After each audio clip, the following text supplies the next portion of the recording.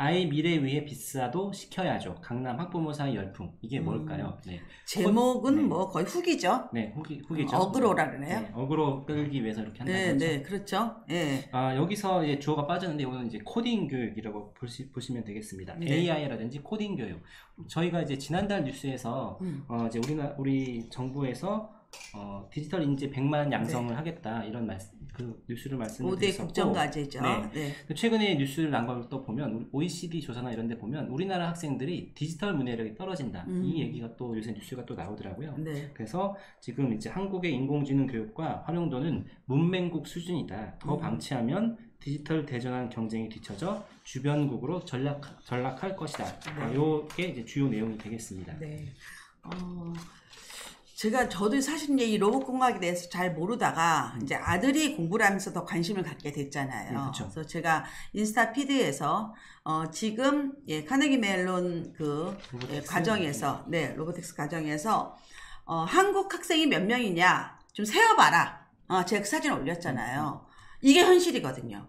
가장 탑 대학원에서 한국 학생들이 몇 명 있느냐 본다면 정말 기가 막힙니다. 기가 막힙니다. 없어요. 정말 수백 명 안에서 한 명, 두 명 찾기 힘들어요. 근데 막 인도 쫙, 중국 쫙, 일본도 없어요. 예. 그리고 나서 이제 위에는 또 백인들 쫙. 예. 우리 한국이 지금 인터넷 망 강국이죠. 네, 세계 최고. IT 강국이죠. 네, 속도 최고. 우리는 이 하드 측면, 인프라는 너무 좋은데 맞아요. 소프트웨어 측면이 너무 약한 거야. 굉장히 중요한 얘기죠. 네, 왜 그러느냐?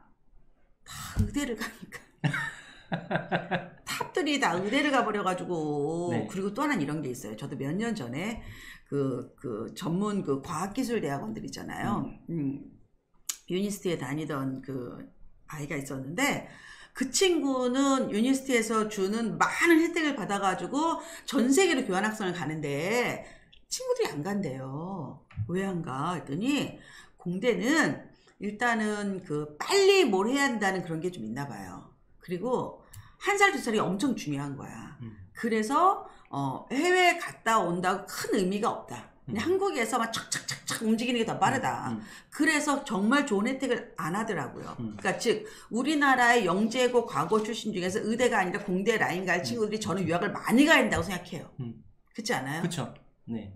그 우리나라에서는 그러는 이유가 아까 이제 의대에 간다고, 그러니까 탑들이 의대에만 간다고 말씀을 하셔서 그런데, 그러면 뭐가 좀 어떤 변화가 있으면 좀 의대요? 네. 네, 의대 얘기는 다음. 그러니까 의대 네. 말고, 네. 그러니까 좀 더 다양성이 필요한 거잖아요. 네. 우리나라는 지금도 뭐 의대 아니면 뭐 그 전에는 변호사나 검사, 네. 법 쪽이 제일 지금도 공부 잘한다고 수재들이 가는 학교인데, 이런 것들이 조금 더 달라지려면, 그러니까 말씀하신 것처럼 로보틱스라든지 어떤 AI라든지 이런 일단은 저는 제일 큰 문제가 뭐냐면 우리나라의 이과 중심의 교육에 수능이 너무 크고 영어가 너무 약하다는 거예요. 내가 외국에 나가고 싶어도 영어를 못하기 때문에 자격이 주어져도 거기 가서 영어 수업을 못 받는 거예요. 또 영어가 나와요, 여기에서. 영어를 못하면 아무리 좋은 대학원에 가도 합격은 할 수 있어요. 따라가지를 못해요. 그렇죠. 그럴 수밖에 없죠. 네, 못 따라가요. 왜냐면 한국에 있으면 한국 사람 친구들하고 공부하면 내가 정말 똑똑하다고 느끼는데 그렇게 가면 내 바보처럼 느껴지거든요. 말을 못하니까. 네. 그러니까 우리나라에서 지금 디지털 교육만 봐도 영어 안 시키거든요. 영어 안 시켜요. 어릴 때는 시켜요. 그런데 초등 4학년, 5학년부터는 이제 다 수학 과학만 시킨다고요. 근데 그 수학 과학이 두 종류예요. 수능형이냐, 올림피아드냐. 근데 궁극적으로 대다수의 학생들은 수능을만 보고, 수능은 또 영어가 절대평가잖아요. 말하는 영어, 쓰는 영어 절대 수업을 받을 수 있는 아카데믹한 영어를 할 수 있는 아이들이 없다는 얘기예요. 그러니까 얘네들이 나중에 나도 대학원 가고 싶어, 해외 대학원 가고 싶어 해도 영어를 못해서 못 가는 경우가 엄청 많다. 그러니까 취업이 빨리 되는 측면도 있지만 영어를 못해서 가기 때문에 너무 많다. 그래서 이걸 보면요, 여기에 우리나라가 AI 문맹국이라고 나와요. 문맹국. 문맹국. 네, 여기 한번 읽어주실래요? 네. 한국의 한국의 인공지능 교육과 AI죠. 활용도는 문맹국 수준이다. 더 방치하면 디지털 대전환 경쟁이 뒤처져 주변국으로 전락할 것이다. IT 네. 주변국으로 전락한다는 얘기겠죠. 저는 카이스트 그 김진영 총장님께서 뭐라고 얘기냐면요. 일부 대기업의 모범 사례를 국가 경쟁력으로 착각하면 안 된다. 그렇죠. 중견기업으로만 내려와도 전문적인 역량을 보유한 인재는 씨가 말랐다. 없는 거예요. 실제로 그렇습니다. 저도 이제 네. 교육기업에 있었고 에듀테크 기업에 있었지만 네. 진짜 개발자 구하기가 너무너무 힘들어요. 너무 힘들죠. 대부분 대기업이나 이제 게임 개발 쪽에 가 있어서 일반 네. 교육기업에서는 정말 실력 있는 개발자를 구하기가 네. 너무너무 어렵더라고요. 네. 네. 그래서 어릴 적부터 시켜야 된다. 그래서 서정현 LG AI 연구원께서 뭐라고 얘기하셨냐면 AI 교과를 독립 과목으로 지정하고 초등학교 때부터 매주 최소한 1시간 이상은 가르쳐야 된다. 그러니까 교육과정에 정식으로 넣어라. 그런데 실제로는 또 뭐가 있냐면 그러려면 하드웨어가 있어야 되잖아요. 그렇죠. 컴퓨터가 있어야 되잖아요. 왜 예전에 초등학교 때 정말 오래된 과학실에 청개구리 표본 아시잖아요. 잘 네. 보지도 않는. 네. 드라마에 나오는 거. 네네네. 그런 것처럼 지금 학교에 있는 인터넷 라인이라든가 학교에 있는 그 컴퓨터들의 상태를 좀 보라는 얘기죠. 이거는 뭐 이걸 이제 만들어야 될 거 아니야. 뭐가 있어야 될 거 아니에요. 그래서 기본적으로는 학교 설비도 막 잘 만들어 놔야 되고 교육도 시켜야 된다 이렇게 얘기하는 거죠. 그런데 그렇죠. 이게 초등 중등만 그런 게 아니라 대학생들도 여기 네. 한번 봐주세요. 대학생들. 네. 지금 제가 좀 읽어드릴게요. 기사 네. 일부를. 대학생도 AI의 중요성을 느끼고 있다. 대학생 150명을 대상으로 설문조사한 결과 학교에 AI 교양 수업이 있다는 응답자 중 73.8%가 수강 경험이 있다고 답했다. 대학가에도 코딩 사교육이 확산되고 있는 모습이다. AI, 코딩 관련 학원에 다니거나 인터넷 강의를 들은 응답자가 40.7%에 달했다. 이렇게 되어 있습니다. 그러니까 실제로 이 지금 기사에서 이제 포인트는 이런 디지털 교육이 굉장히 중요하다는 거고 네. 그에 반해 그거와 관련된 인프라 구축이 교육 쪽은 초중고를 막론하고 대학교까지 잘 안 돼 있다. 그러니까 학부모들도 이 코딩 교육이라든지 디지털 교육의 중요성을 알고 있고 대학생들도 알고 있지만 그만한 이제 컨텐츠가 없다는 얘기인 것 같더라고요. 네. 그래서 궁극적으로는 우리가 약간 우리나라가 IT 강국이라는 환상이 있다. 환상이 있는데 이거는 정말 랜선만 빠른 거다. 그렇죠. 랜선만 빠른 거. 우린 진짜 빨라요. 외국 나가면 막 짜증이 나서 못해요. 네. 와이파이 너무 느려가지고. 그런데 문제는 이거를 프로그래밍 할 수 있는 개발자들이 많아야 되는데 그게 지금 너무 귀하다. 너무 귀하고 없죠. 예, 실제로는 교육을 어릴 때부터. 근데 저는 여기서 여러분에게 그렇다고 여러분한테 동네 학원을 가라고 얘기하고 싶지는 않아요. 기본적으로 뭐 이솝이라고 EBS에서 하는 소프트웨어 프로그램이든 집에서 충분히 할 수 있거든요. 그렇죠, 뭐 그렇죠. 스크래치라든가 많습니다. 다 그리고 아시네요. 그럼요. 이거를 어디서 해야 되느냐? 학교에서 해야 된다. 학교에서 해야죠. 공교육 중심으로 해야 된다. 학원 가지 말고 공교육에서 이거에 대해서 많이 투자해라. 그렇죠.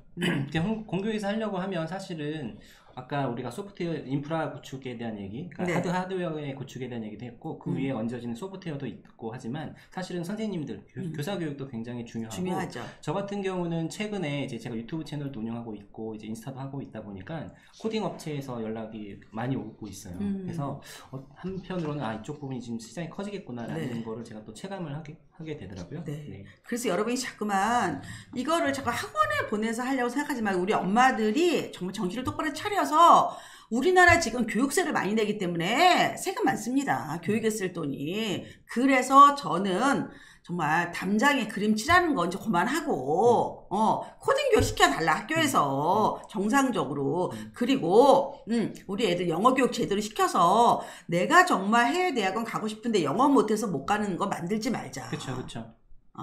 그런 게 아까 이제 코치님께서도 스크래치라는 사이트를 말씀해 주셨지만 다 무료 코딩하는 거고 영어로 다 이제 진행되고 있고 그거 말고도 code.org라는 사이트가 있고요.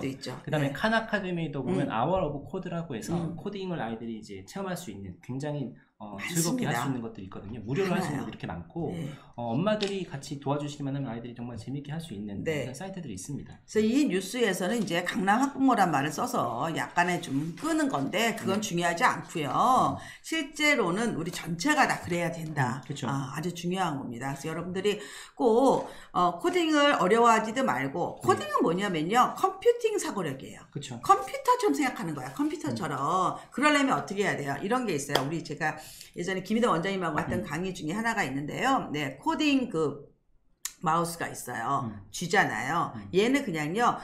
한 개의 명령만 하는 거예요. 앞으로 갑니다. 앞으로 2칸 가, 그럼 2칸 갑니다. 그쵸?